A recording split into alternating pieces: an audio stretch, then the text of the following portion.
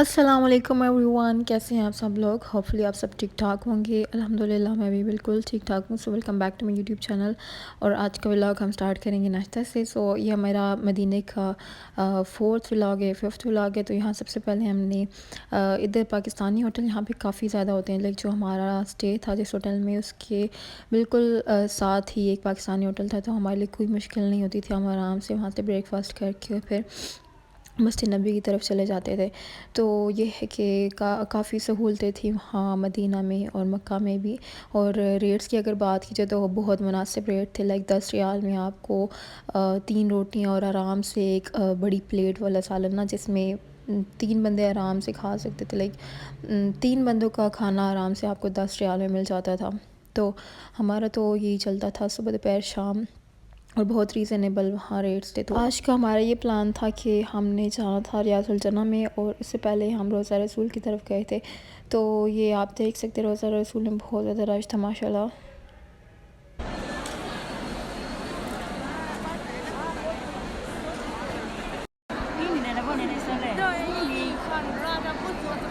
अच्छा, ये इतने मज़े से ना जो मस्जिद नबी में छतरियाँ हैं, ये जब शाम को मगरिब असर से मगरिब का टाइम होता था ना, असर और मगरिब के दरमियान वाला टाइम, तो ये उसमें ओपन हो जाती थी। ये ओपन थी और ये क्लोज़ हो जाती थी उस टाइम में। तो ये काफ़ी लाइक अच्छी लग रही थी। और मक्का में भी ऐसे ही था कि मक्का में जो बाबुल फात में जो ऊपर रूफ़ था वो ऑटोमेटिकली ओपन हो जाता था ज़ोहर के टाइम पे, और मस्जिद नबी में ये जो अम्ब्रेलास थी ये क्लोज़ हो जाती थी असर से मगरिब वाले टाइम में।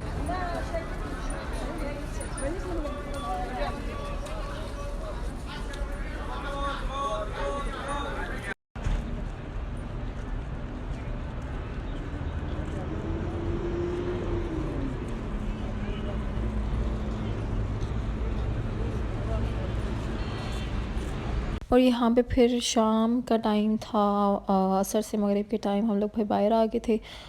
थोड़ी शॉपिंग वगैरह करनी थी घर वालों के लिए, और जो खजूरों के रेट्स वगैरह पता करने थे डिफरेंट डिफरेंट मार्केट में जाके, शॉप्स में जाके। तो यहाँ ये मदीना की मार्केट है, लेकिन एक बात है मक्का में काफ़ी कंजस्टेड थी मार्केट, बट मदीना में सब शॉप्स अलग अलग डिस्टेंस में हैं। तो फिर हमने सोचा कि चलो कुछ खा लेते हैं। यहाँ पे एक मॉल है तैयबा मॉल, उसमें जो फूड कोर्ट था वहाँ हम लोग आ गए।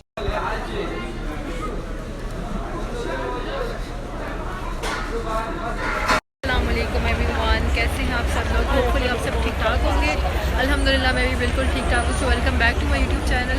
और आज का जी सैटरडे, आज हमारा प्लान था हमने रियाजुल जन्ना में जाना है, क्योंकि हमें परमिट मिला हुआ था आज का 30 सितंबर का रात के 10 बजे का। तो अभी हम लोग ने बस इशा की नमाज़ पढ़ी है और अभी हम लोग खाना खाने जा रहे हैं। तो खाना खा के इंशाल्लाह वापस आते हैं मस्जिद नबी में, और फिर रियाजुल जन्ना में एंटर हो। एक्चुअली यहाँ पे ना जो इशा की नमाज़ होती है उसके बाद इतना ज़्यादा रश हो जाता है पूरे दिन में, बाकी नमाज़ों के बाद इतना नहीं होता जितना इशा के बाद, क्योंकि कुछ लोग ज़ोहर के बाद चले जाते हैं, लेकिन असर मगरिब इशा सब इधर ही पढ़ते हैं। हम भी तीनों ये नमाज़ें इधर ही पढ़ते हैं, और उसके बाद इशा के बाद होटल में वापस जाते हैं। यहाँ पे इशा के बाद बहुत ज़्यादा रश होता है और बिल्कुल खड़े होने की भी जगह नहीं होती है। तो मैं आपको आगे जाके ब्लॉग कंटिन्यू करती हूँ। अच्छा, तो रियाजुल जन्ना बेसिकली है क्या। रियाजुल जन्ना कहा जाता है जन्नत के टुकड़े को, और जन्नत का टुकड़ा है। और ये वो मकाम है मस्जिद नबी में जो कि बहुत ज़्यादा स्पेशल है।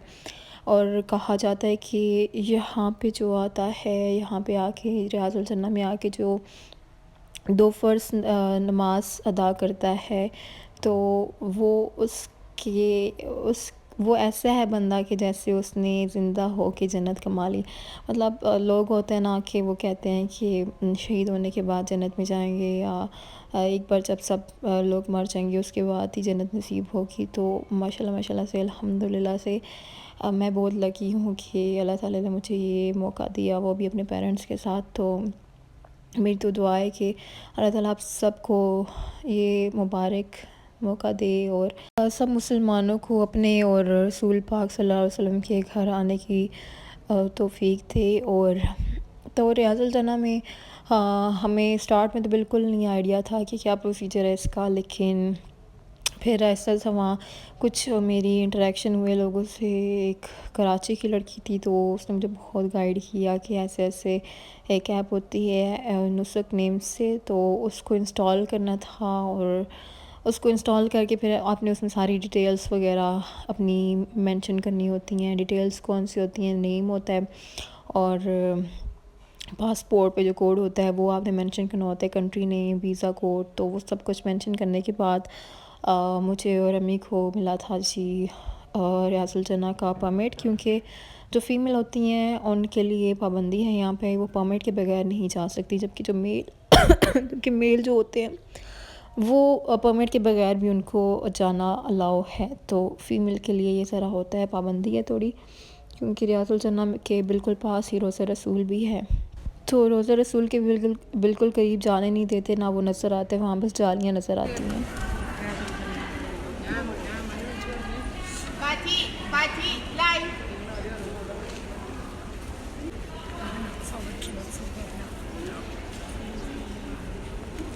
और यहाँ परमिट होने के बावजूद भी आप रश देखें, इतना ज़्यादा रश था, मतलब बहुत ज़्यादा रश था। ये वाली जो लाइन थी ये हम सब जो यंग जो सारी जनरेशन है वो थे, और जो ये लाइन आपको नज़र आ रही है यहाँ पे सब व्हील चेयर वाली जो औरतें थीं वो उनकी लाइन बनी हुई थी। बट वहाँ पे इतना रश नहीं था क्योंकि व्हील चेयर वाली आवाम कम थी, लेकिन जो हम जिस लाइन में थे यहाँ बहुत ज़्यादा रश था। फिर 1 बाय 1 सबको अंदर जाने की परमिशन थी एंड कुछ भाग रही थी यहाँ पे, क्योंकि सबकी कोशिश होती है कि वो आगे आगे जाके सबसे पहले हाथ लगाएं जाली को।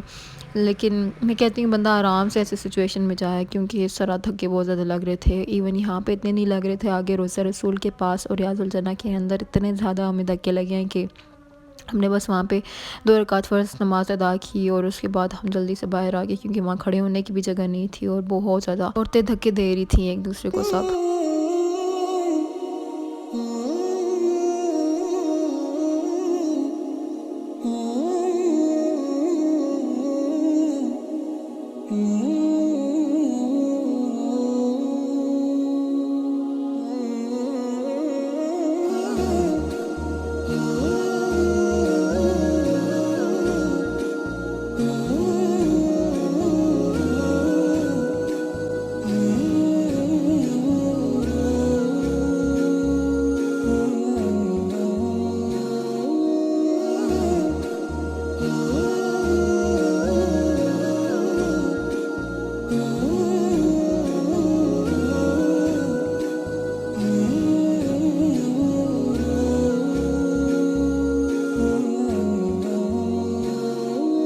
तो रियाजुल जन्ना में हमें जो परमिट पे हमारे टाइम था मेंशन रात के 10 बजे का, और दिन फिर पूरा दिन गुजारने के बाद थक हार के रात को 10 बजे रियाजुल जन्ना में भी हम लोग ने अदा की नमाज और बहुत ज़्यादा थके हुए थे।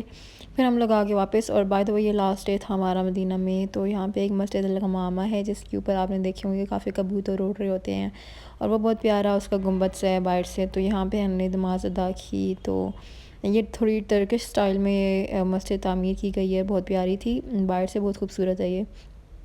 अच्छा, और उसके बाद फिर मदीना की रौनकें यहाँ पे देखिए माशाल्लाह माशाल्लाह। तो ये तकरीबन रात के 11:30-12 का टाइम है, और इस टाइम भी यहाँ बहुत रौनक थी।